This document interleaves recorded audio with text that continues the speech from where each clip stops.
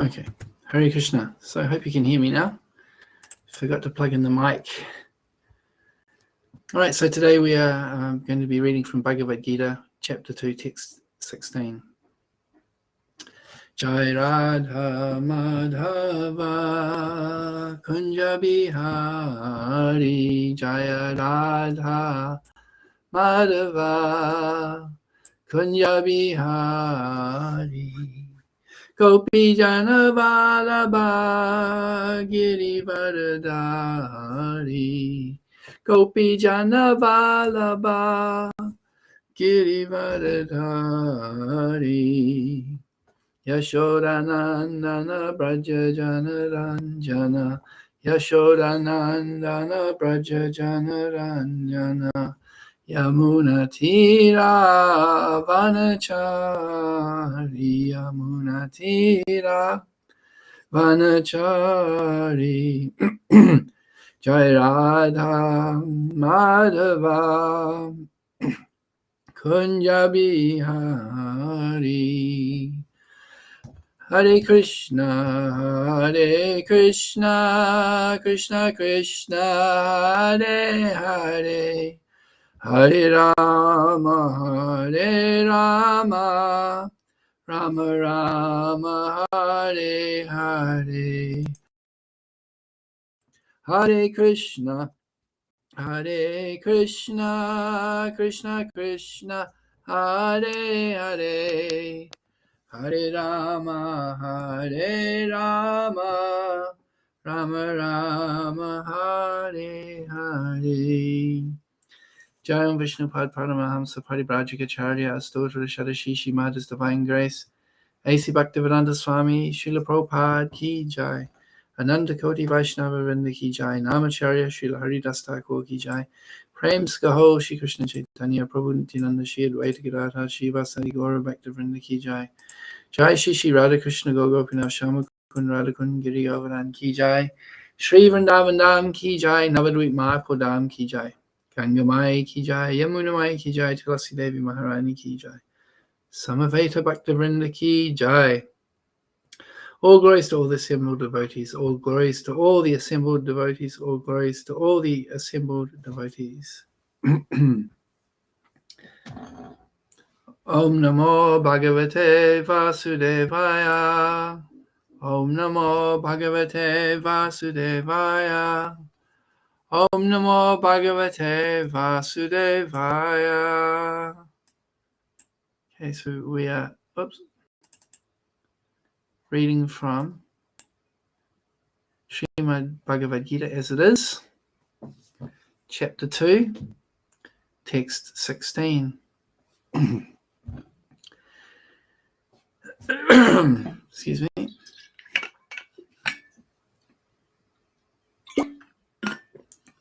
Na sato vidyate bhavo, na bhavo vidyate sataha, ubhayor apidrishto tas tvanayos tatvadarshibihi, nasto vidyate nasato vidyate bhavo, na bhavo vidyate sataha, Udbayor apidriston tas twanayos tatvadashibihi. All right, so word by word. Na, never. Asataha, of the non-existent. Vidyate, there is. Bhavaha, endurance. Na, never. Abhavaha, changing quality. Vidyate, there is. Sataha, of the eternal. Ubayaho, of the two. Upi, verily. Drishtaha, observed. Antaha, conclusion. Tu, indeed. Anayaho, of them. Tattva, of the truth. Darshabihi, by the seers. Translation. Those who are seers of the truth have concluded that of the non-existent, the material body, there is no endurance, and of the eternal, the soul, there is no change. This they have concluded by studying the nature of both. Purport by His Divine Grace, A.C. Bhaktivedanta Swami Srila Prabhupada.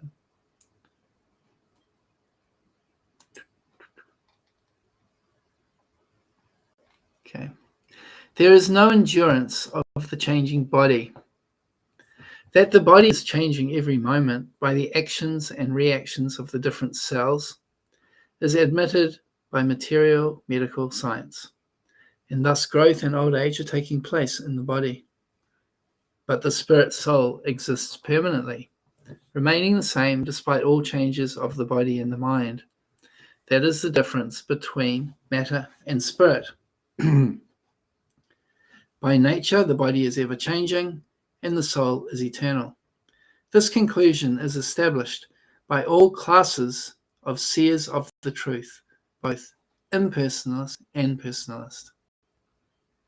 In the Vishnu Purana, it is stated that Vishnu and his abodes all have self-illuminated spiritual existence. Jyotimsi Vishnu Bhuvanani Vishnu. The words existent and non-existent refer only to matter and spirit. That is the version of all seers of truth. This is the beginning of the instruction by the Lord to the living entities who are bewildered by the influence of ignorance. Removal of ignorance involves the re-establishment of the eternal relationship between the worshipper and the worshipable, and the consequent understanding of the difference between the part and parcel living entities and the Supreme Personality of Godhead. One can understand the nature of the Supreme by thorough study of oneself. The difference between oneself and the Supreme being understood as the relationship between the part and the whole. In the Vedanta Sutras, as well as in the Srimad Bhagavatam, the Supreme has been accepted as the origin of all emanations. Such emanations are experienced by superior and inferior natural sequences. The living entities belong to the superior nature, as will be revealed in the 7th chapter.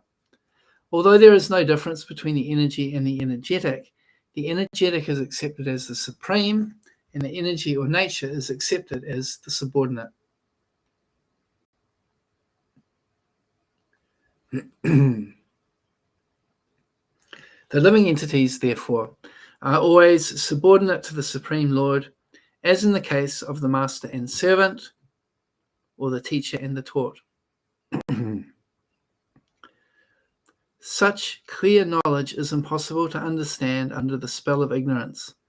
And to drive away such ignorance, the Lord teaches the Bhagavad-gita for the enlightenment of all living entities for all time. Om Jnana Timirandasya Gnananjana Shalakaya Chakshur Militam Yena Tasmai Shri Gurave Namaha. Jai Shri Krishna Chaitanya Prabhu Nityananda Shri Advaita Gadadhar Shri Vasadi Gaura Bhaktivinoda. Hare Krishna Krishna Krishna Hare Hare Hare Rama Rama Rama Hare Hare. Those who are seers of the truth have concluded that of the non-existent, the material body, there is no endurance, and of the eternal, the soul, there is no change. This they have concluded by studying the nature of both.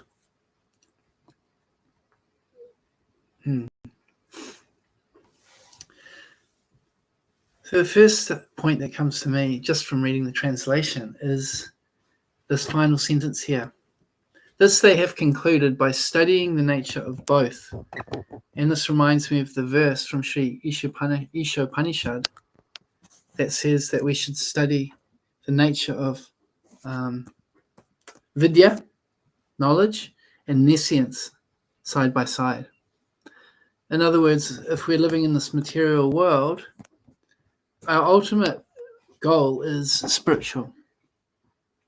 Our ultimate focus is on the spiritual aspect of life. However, we are living in a material body, in the material world. And therefore, we also need to understand the nature of our material body and this material world that we're in. Why? So that we can have a peaceful, how should we say, so that we can make the best use of a bad bargain, to use that expression again, that we can live in this world in the best way and ultimately get out of it. And understanding its purpose, we can live in this material world and this material body in a way which is in harmony with the fact that we are actually eternally a spirit soul, and that reconnecting with the Supreme Personality of Godhead Krishna through loving service is the ultimate goal.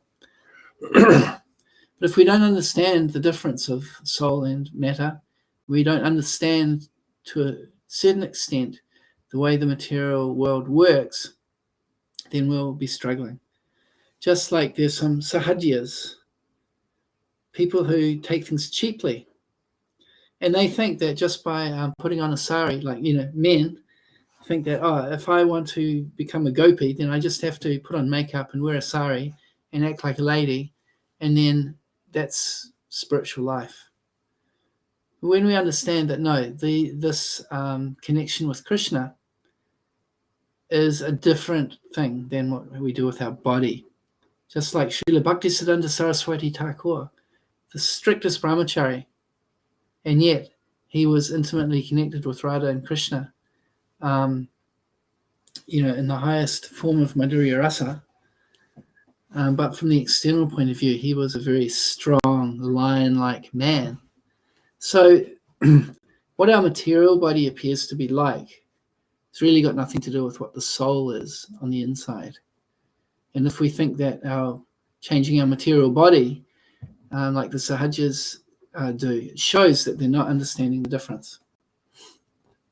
So this is just one point that comes to mind, that we need to understand how the material world works so that we can use it in the service of Krishna. And if we are in ignorance, thinking that matter and spirit are the same, or some other misconceptions, then it will get in the way of our devotional service. So this is just the first point that reminds me of the Ishopanishad verse about vidya and avidya. So now the next, in the purport, here Prabhupada is referring to modern material medical science. Now we know that in many places Prabhupada criticized modern scientists, doctors, and the whole medical system. He said that our success is how much we can kick on the face of Darwin with our boots on. This type of strong combative spirit against materialistic science. And yet, here Prabhupada is quoting material scientists. We also know this example where Prabhupada quoted that when I was at school, Professor Eckhart, whatever his name was, he said that men's brains are 64 ounces and women's brains are 32 ounces, and therefore, blah, blah, blah, he made some conclusion based on that. And according to the science that has developed since that time, this information about the 32 ounces and 64 ounces was not considered, quite accurate. However, Prabhupada used it still to support the statements of the Shastra. And so it's important to understand this when Prabhupada's making these kind of statements, is that he's using the evidence that's available to support the Shastra. So in other words, modern science and the ascending process of experimentation is not the source of our truth. Our source of truth is Shastra. So when the modern science presents something that supports Shastra, then we use it and we accept it. And when it contradicts, we don't. Just like Prabhupada did not accept that the NASA astronauts went into space. And he gave some, so-called material arguments for why he didn't think that they went there, such as the luminosity of the moon was not present in the photos. And there was a few things that he mentioned about why it's not possible. But his main argument was based on Shastra. In the Shastra, it says that to go to the moon, you have to travel further to reach the moon than you do to reach the sun. And he was also saying that according to Shastra, you can't go to the moon unless you are qualified. Just like in this world, there's visa requirements to visit different countries. And so Prabhupada would use this analogy that you can't just go to America, for example. And we had this personal experience. My wife applied to go to visit America where her relatives were. She paid $200 and they declined her application and kept the $200. So in the same way, if someone wants to go to the moon, they can't just go there. This is controlled by very elevated demigods. It's considered like a heavenly planet, basically a higher realm than the earth. And therefore, for someone to go there, they need a particular qualification. Not just any person can go there in a little, I don't know what your little, what do they call it? Anyway, this kind of little vehicle that's covered in tinfoil, without even having to get into any of the material arguments, which are numerous, about why the moon landing is not possible. We also want to consider that Prabhupada was present when, they broadcast the moon landing. And to this day, they have not sent a human being back to the moon. Apparently, at that time, there was 2 or 3 missions or something. But since the beginning of the 70s, right up until now, there has not been a single landing on the moon. And when asked, the NASA spokesman said, yes, the technology that we had back then is not available anymore. We destroyed that technology, so that's why we can't go there. Which is ridiculous if you think about it. Like nowadays, apparently, these phones has more computing power in it than all the computers on the Earth at the time of the moon landing. And yet they say they don't have the technology to go there. Anyway, I won't go into all the arguments about why they didn't go to the moon, but Prabhupada would give some material arguments about why they didn't go to the moon, some contradictory facts that he noticed. But ultimately, he was using these points because the conclusion has already been given by Shastra. You can't go to the moon unless you're qualified. So therefore, they didn't go to the moon. And with that conclusion, then we can take the evidence from different places that supports that. So in the same way, Prabhupada here is referring to the modern medical science, which he had a lot of personal experience in as a pharmacist. Not big pharma, little pharma. He had his experience and he knew the kind of cheating that goes on in that field. But still, he's quoting it here because it supports the statement of Shastra. And as devotees, we always need to do this check and balance. If we're given information based on science, we should understand that all science, in the modern sense of the word, is based on experimentation and has the limitations that are described in the Ishopanishad. Imperfect senses, tendency to make mistakes, the tendency to be illusioned, and the cheating propensity, which we've seen very prominent recently. So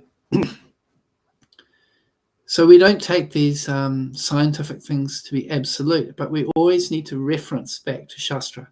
So, okay, if it's in line with the Shastra, then we can accept it. And if it goes against Shastra, then we have to question it. and see what's going on. Perhaps there's something more to it than what we what it appears at first. So in this case, Prabhupada's accepting this idea that modern science shows that the cells in our body are changing all the time. There used to be a statement that every 7 years, every cell in your body changes. And then there was some debate. Well, no, there's a few cells that remain on. Technicality. But the point is that the cells in our body, our whole body is like continuously changing. And, we can't really say that the body that we have at the age of 50, or, for example, is the same as the body we had when we were 3. That literally the cells are different. The quality of that body is different. The capabilities of that body is different. And so this is confirmed by modern science. And Prabhupada's making this point here to back up the point of Shastra. So I hope you get the point there. Probably hammering the point a bit too much, but let's continue.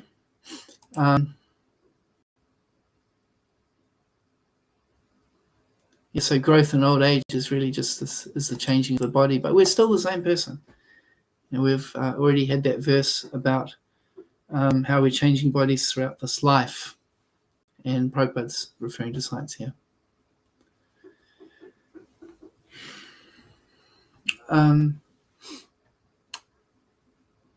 So then Prabhupada again is making the point here that the body is changing, but the soul is not. And the impersonalists, they like to extend the material limitations to the individual soul and say that, we were part of God, but we became separated, and now we can reconnect with God and, become eternal again, type of thing. But no, it's described throughout the second chapter that the soul is eternal. It was not created. It will not be created. It won't be destroyed. It's existed continuously and will continue to exist. And eternally as a servant of Krishna, not as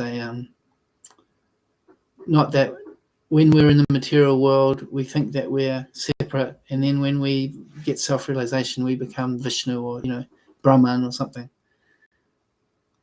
So Prabhupada's making the point here that even the impersonalists, they accept that the body changes and the soul is eternal, but their understanding is not correct. So we'll continue on here. And so this is a really key point. This is the fundamental point where Prabhupada said we should begin our preaching, that you are not the body. I forget where it was, but there was some conversation where Prabhupada was asking about how do you preach to people, and someone was saying, we should tell people about God. And then Prabhupada said, no, first you teach them you are not the body. It's quite interesting to hear that.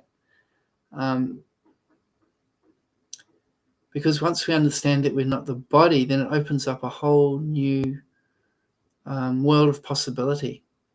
And then if we understand, okay, well, if I'm not the body and I'm a soul, then how do I act on that basis? What's the conclusion of understanding that I'm the soul? So the impersonalists say that, your idea is to merge into the oneness of the Brahman. And in Krishna consciousness, we emphasize that we're eternally a servant of Krishna, a servant of the servant. And that is how we act in our proper understanding that we're a spirit soul. That when we, again, re-establish the mood of servant with the Supreme Personality of Godhead and connect in the mood of service, then we can become liberated from this material world. And that's what it's saying here, that the living entities who are bewildered by the influence of ignorance. What is that ignorance? The ignorance is, first of all, on the gross platform, that we are the body and not the soul.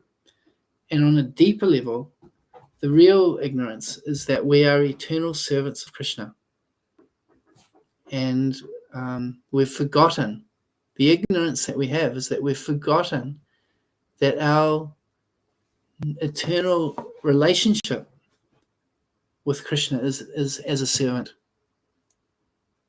And so this is the goal of the Krishna consciousness movement, is to reconnect the living beings who've forgotten about the Supreme Personality of Godhead. They've forgotten their relationship with the Supreme Personality of Godhead. They've forgotten that their natural condition is to serve the Supreme Personality of Godhead. We are here in the Hare Krishna movement to reawaken this in people. And then again, Prabhupada's emphasizing the importance here that we are spirit soul, so in quality we are the same as the Supreme Personality of Godhead, but not in quantity. That Krishna is the source of all energy and all creation, living or material. And even in the stage of liberation, we will still be separate from Krishna. And that's a wonderful thing, because when you are separate, you can have a relationship. When you are, you can't, if we want to have a loving relationship with someone, there needs to be another person. And so this is the eternal arrangement, that there's Krishna and the living entities, and therefore a relationship can happen. And this is the real joy of life. This is bhakti. And so in one sense, yes, we're all, this is achintya bheda bheda tattva. We're all spirit soul. Krishna's spirit soul. The living entities are spirit soul. But the living entities are always in the position, the subordinate position of serving. And when we accept that position, everything becomes very beautiful and happy for us.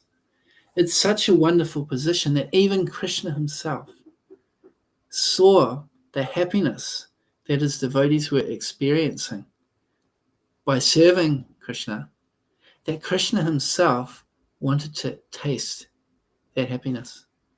What is it that they're tasting? And so therefore Lord Chaitanya appeared. Although he's Krishna himself, he came in the form of a devotee to experience the happiness that he's observing in his devotees. So that just makes us realize that in the material world, we think that to be happy, you need to be the top of the pile. You've got to be the king. You have to be the master. You have to be the predominator. We can see in politics, this is essentially the spirit, particularly in those with a revolutionary spirit. It's like, I want to be in control. I don't want you to be in control. I want to be in control. I want you to do what I say. This is the material mentality of always trying to put yourself above others. And the material competition in different areas of life is also like this. But in the spiritual world, it is so amazing that the happiness of being the servant of the servant of the servant is greater than being the master. And how do we know that? Because Krishna himself, he comes to take that position as a servant, which is amazing. So if anyone would like to type in their name or just say Hare Krishna, it'll be nice to see who's present. And if you have any questions or comments, it'll also be nice to have a little discussion here.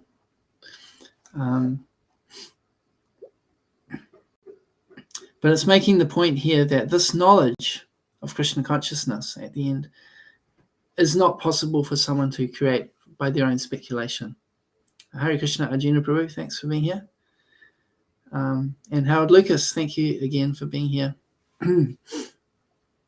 So, yeah, it's making the point here, and this catches back up again to the point I was making earlier about, material science, This understanding of the Bhagavad-gita and of Krishna, the Supreme Personality of Godhead, and our eternal relationship with him cannot be understood by our material experiments or by our material speculation. This information has to be revealed from someone who has the vision. And that's why, again, the responsibility of this Hare Krishna movement is so important. Because no one will understand about Krishna unless we let them know about Krishna. And Lord Chaitanya and Srila Prabhupada have given us this mission. They've ordered us. Lord Chaitanya said that I order you all to become spiritual masters and to let everybody in the world know about Krishna consciousness. So this knowledge is transcendental knowledge. It requires that it's revealed. It's also described that bhakti comes from bhakti. You become a devotee by associating with another devotee, not by your own speculation. And where does it all start? What's the first thing people need to understand? You are not the body, as we can see here again. Those who are seers of the truth have concluded that of the non-existent, the material body, there is no endurance, and of the eternal, the soul, there is no change. This they have concluded by studying the nature of both. So we need to train people to understand this material world in relationship to the soul, and to train people to understand that the real self is the soul, and our real duty is to serve Krishna. To serve Krishna. That is it. That's it. This is our purpose for existence, to serve the Supreme Personality of Godhead. And with this understanding, it gives great peace of mind, because then we don't become afraid of death, because we know that just as we've had so many deaths in this life, changed from one body to another, when we change our body again at the time of death, we'll continue on and can continue to serve Krishna. And not only about that, but when it talks about the endurance of the eternal, whatever activities we do on the basis of the soul, in other words, whatever devotional service we do has eternal benefit. Whatever we do for the material body, it ends when the body ends, or even before. Everything material is temporary. But the service that we do in Krishna consciousness means that if we don't perfect our life, in this body, then we can again continue on in the future body. There's no loss at all. And that's another verse that's coming up in this chapter. So if there's any questions, please type it in now. Otherwise, I will wrap it up here. And again, just remind the conclusion of this talk is that the living beings in the material world can only understand about Krishna consciousness if they get the mercy of a devotee. And that devotee is you. Take up the order of Lord Chaitanya and Prabhupada and share this knowledge about the soul and about people's lost eternal relationship with Krishna. This is the greatest charity that you can do for people, and it will give them eternal benefit. Not only will it give them eternal benefit, but you will also get eternal benefit by helping others in this most important way. So, Jai, all glories to Srila Prabhupada. Hare Krishna.